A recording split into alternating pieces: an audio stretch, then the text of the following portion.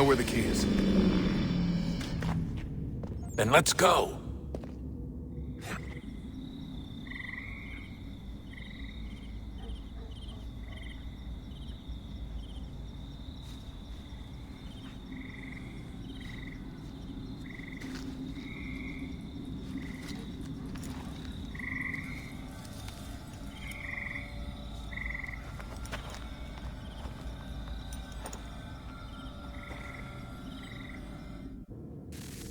All right, time to see what's inside. Not quite. We still need to get the place powered up. Find the remaining pedestals and plug in the power sources. I'm on it.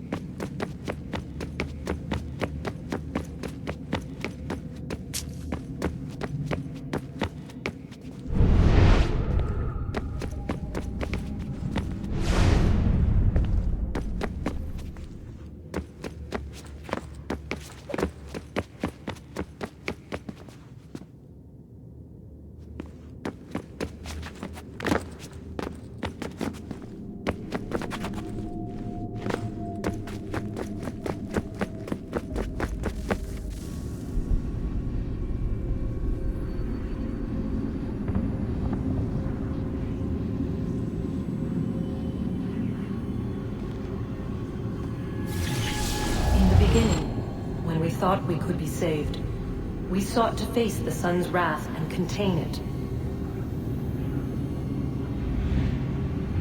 4 towers would be built to pull her fury into this place and dispel it.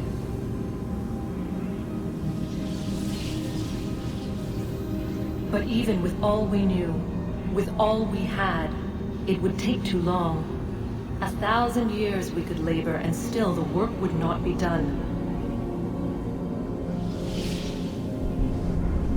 The first tower was never completed. The project abandoned. We moved on. But while we labored on other endeavors, a few returned. They thought to automate the process. Metal might finish what flesh could not.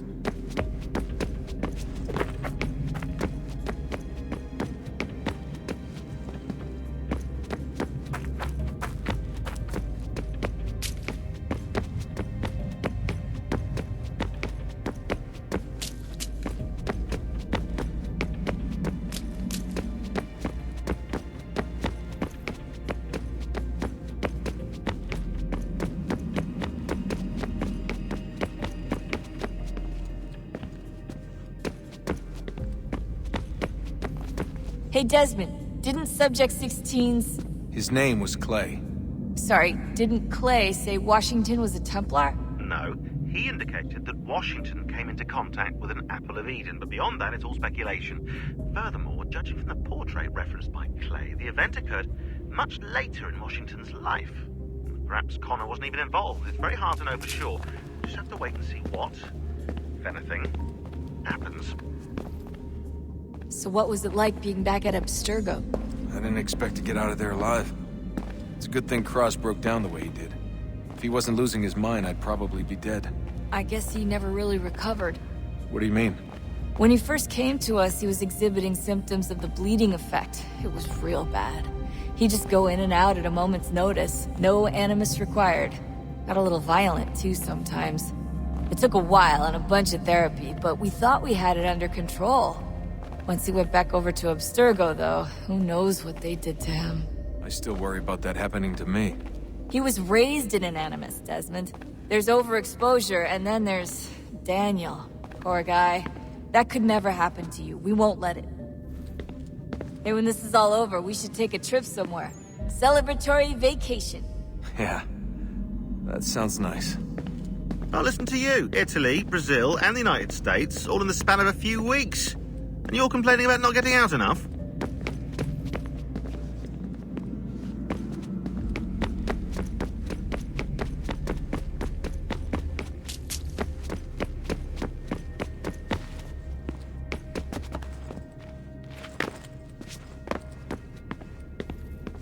I regret not asking you to hack into the Abstergo servers while you were there. A couple of well-placed relays and we'd be swimming in information. We have everything we need. Yeah, except the key. We're close. How do you know? I just do. I've been poking around a bit. Did you know there are machines down here that make, well, mana? Wizard mana or biblical mana? What do you think? Biblical, of course. The Greeks called it ambrosia. The Indians, amrit or soma. Most cultures around the world refer to a divine food, though I'd say its taste is anything but. You ate something that came out of a 75,000-year-old machine? And I live to tell the tale.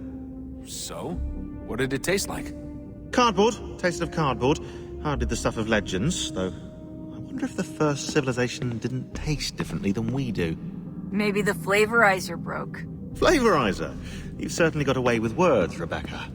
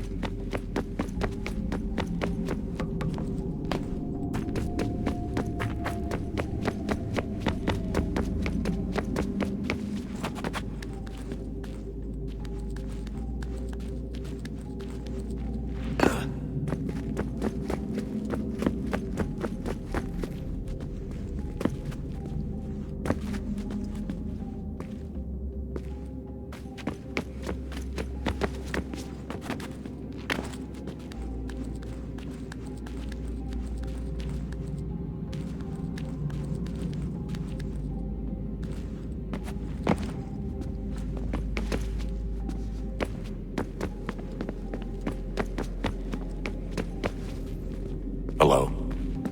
Hey, do you think killing Vidic set up Sturgo back? I doubt it. I'm sure he pioneered the Animus, but they've had the technology for decades now. Plenty of other people can.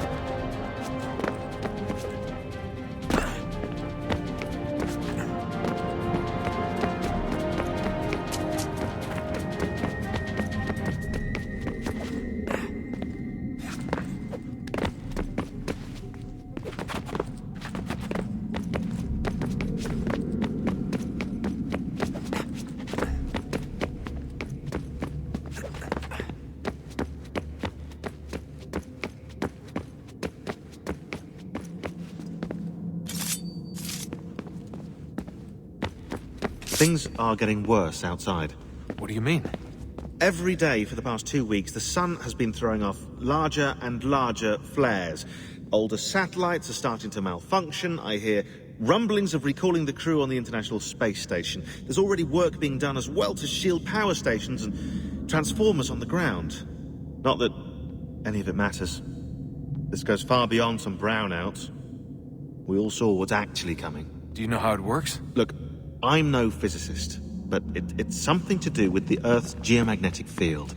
The flares and mass ejections disturb it, which appears to trigger seismic events. I've tried reaching out to people who might know better, but they all insist it's bunk. And I don't blame them. Sounds ridiculous. I wish it was.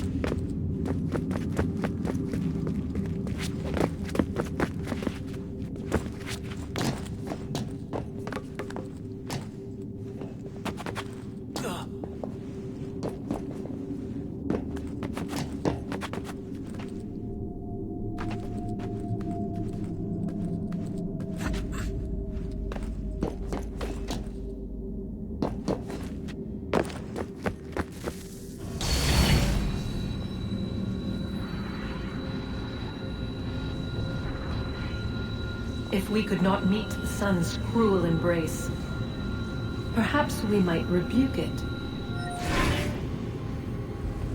Already we could generate the fields to protect us in times of strife. But these were small and simple things. To replicate them on a scale the size of a world, we lack the energy to make it so. Half the world, they said then. It is better than none at all.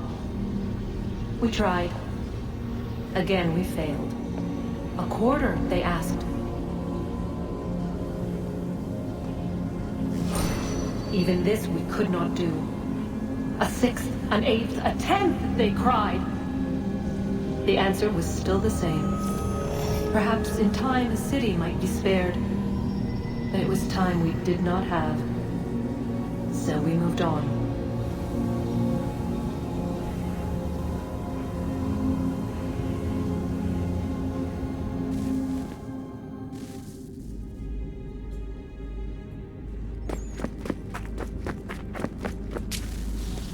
Wonder what's inside.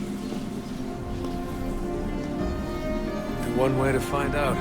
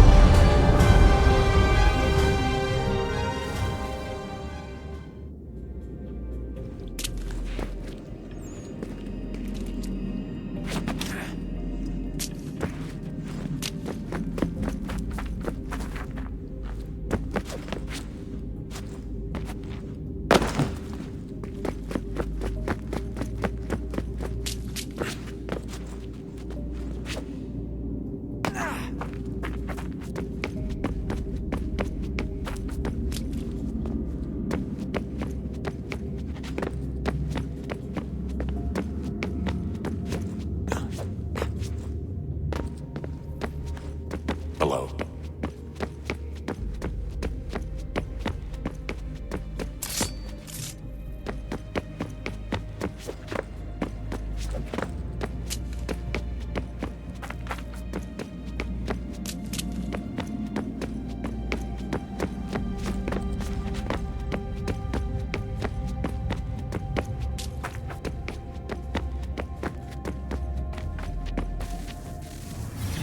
What is a fact?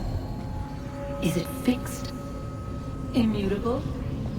Certain in its existence and only awaiting discovery? Or might it be changed?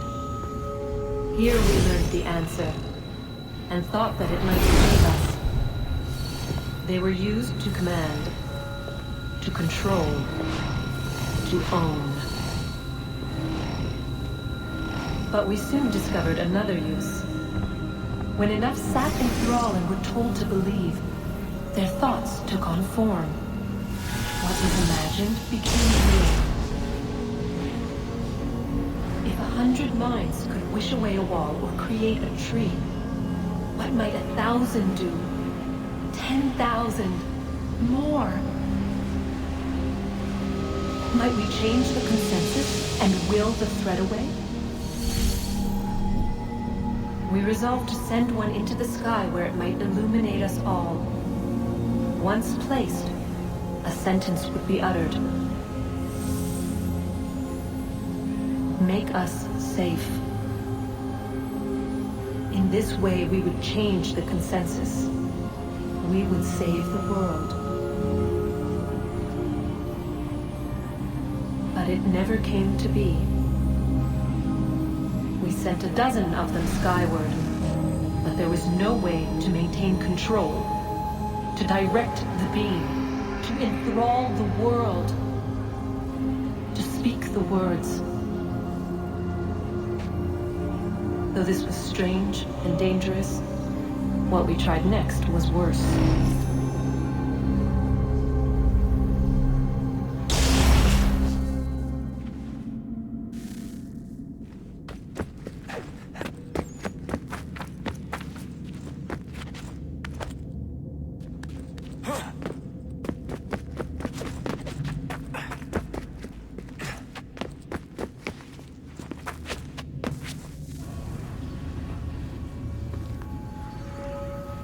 Our first instinct was to travel back, to change the past.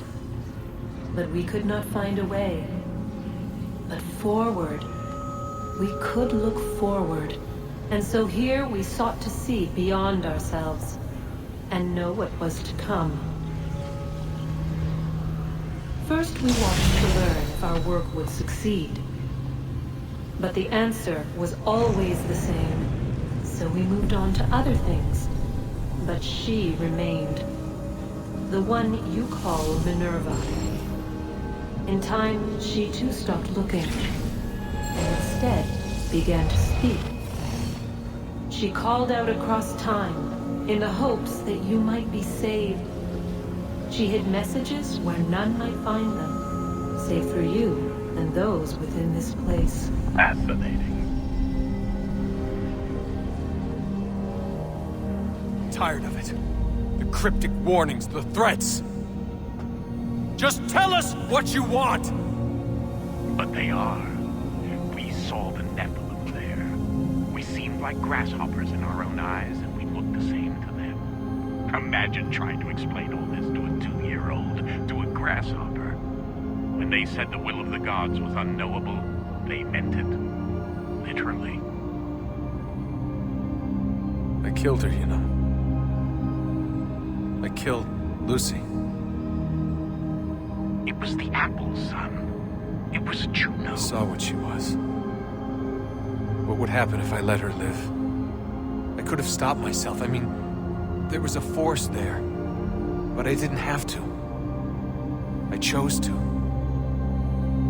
Desmond. Lucy was going to betray us and take the apple back to Abstergo. I saw the satellite launched. I saw them turn it on, and then... it failed. Whatever's on the other side of that door, it benefits Juno. We need to be careful.